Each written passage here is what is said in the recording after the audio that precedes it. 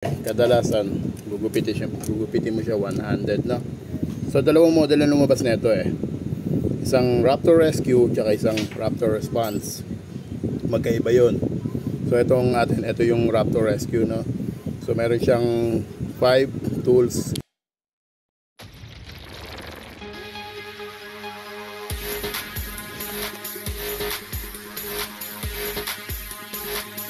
A few moments later.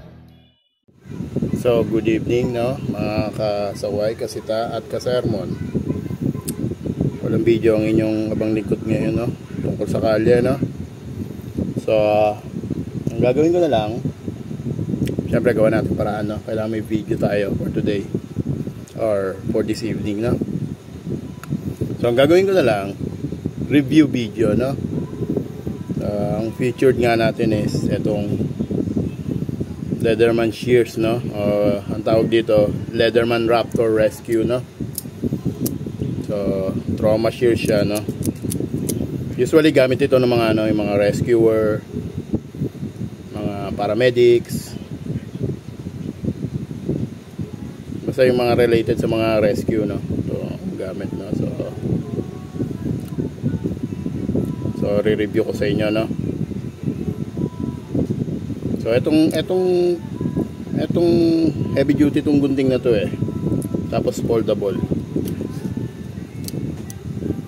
So etong particular na to, itong gunting na to, meron siyang 5 tools in one, no.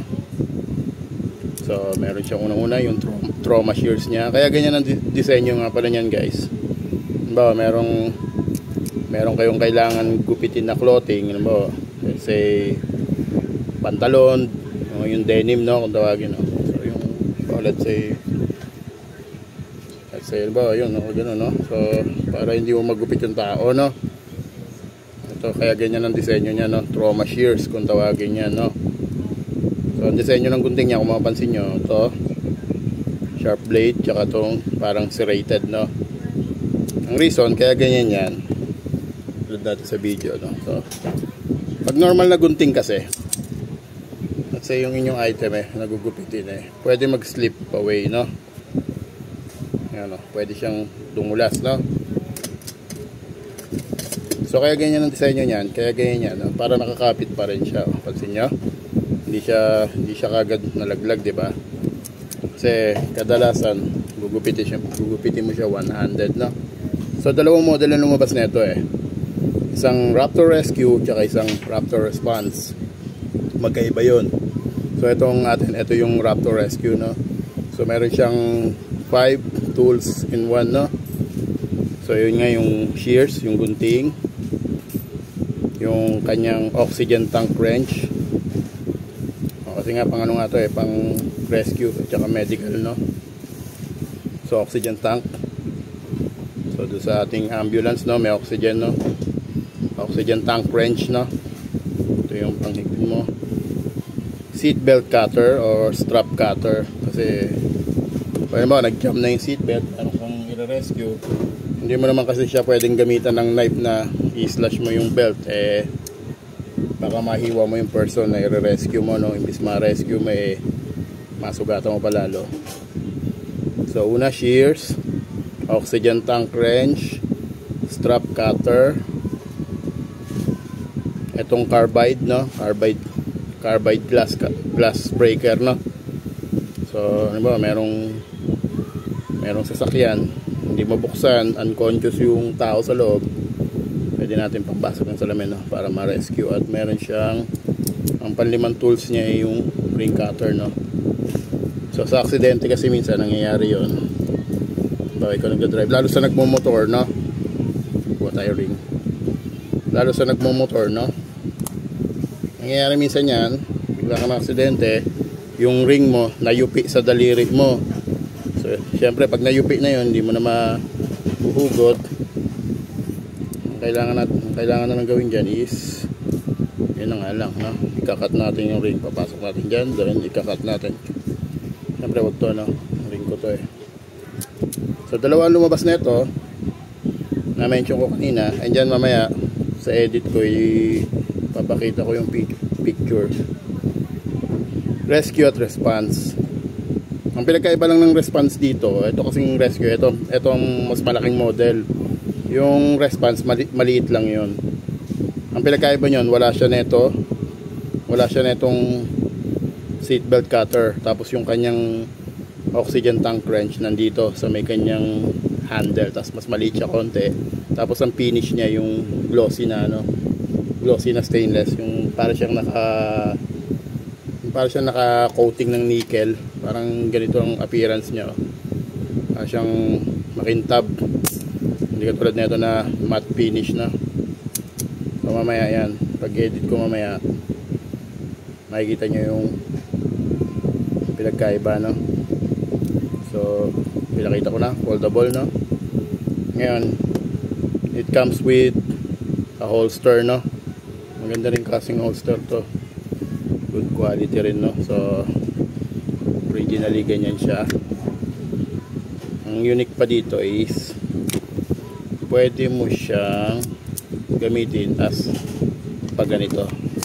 Yan, pwede siya, hindi yan basta mahuhugot, no? Pag nakaganyan yan, hindi mo siya matatanggal, no? Kasi meron siyang safety lock. Yun, kailangan itulak mo pa kasi yung nakalock na yun, no? Ganun din yun sa response, meron din siyang kasama nito. Ganda naman to, hindi basta mahuhulog kasi ginamit ko siya sa yung belt, no? Maganda rin yung disenyo niya kasi meron siyang hook, meron din siyang hook, no? Hindi siya malalaglag na baka malaglag. Ako, nalaglagan na ako ng Leatherman Wave, so wala kasing holster. Yan, so kahit kung mawala yan, ayun, makakasya pa rin siya ng hook na to. Pero I suggest, mas maganda yung belt length na gagamitin mo is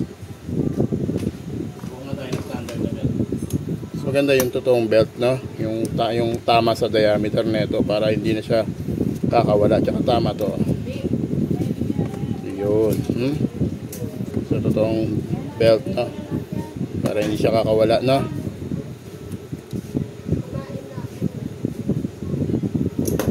So meron yang kasing orientation dito na pwede mong gamitin ng, halimbawa, nakapahiga, no? Ganda rin itong product na to, no? By the way, Leatherman, no? Baka naman. So ito, pwede mo siya ganunin, yung gusto mo nakaganyan. O kaya kung left-handed ka, yan, nakaganon, no? So yan, screw mo lang, no? Pwede tayo sa standards, no? Hindi ko na unboxing to kasi na-excite ako nung nabili ko to. Hindi ko na siya na-unbox, no? Wala akong unboxing video niya, pero anyway, review na lang, no? So ganyan niya, no? Ganyan yung tsura niya, no? Yung box niya. Ito, nandito yung manual niya. Tsaka yung warranty nandun, tinatabi ko sa aking wallet. By the way, no? Sa Han, doon ko ito nabili sa Han, sa Mall of Asia, no? 25-year warranty. Kahit mawala mo yung resibo, meron silang marking ngayon. Mapapansin nyo, ano? Kita ba sa camera yun? Yung letter H. Meron yan silang mga marking dyan. Dito baka mas malinaw, no? Meron silang marking dyan, yan. Replacement, no? Sakaling mabalian ka, masira mo, 25-year warranty, no? So ganito yan, packaging yan ganyan, ha? Mamaya makikita nyo yan, no?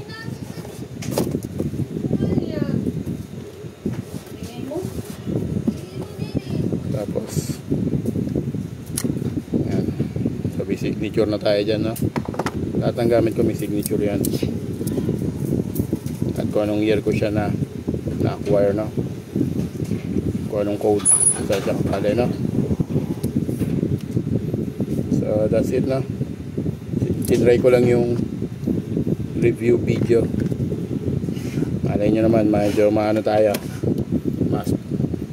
Ano ba tawag doon? Mas sponsoran ba? mga product na re-review lang na. Hindi nang isa pang gusto ko eh. So Leatherman na, Leatherman, good tool no.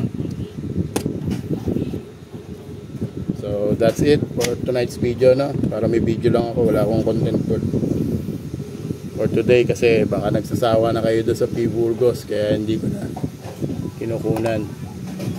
At baka madismaya lang kayo kasi paulit-ulit lang may mga pasaway doon. Medyo may konting pagbabago pero marami pa rin yung talagang ayaw magbago or ewan ko kung walang Facebook o hindi nanonood no. Naka-public naman tayo kung sakali. So as always, ganun pa rin no. Ingat, keep safe, God bless. Isang mapagpalang gabi para sa inyong lahat.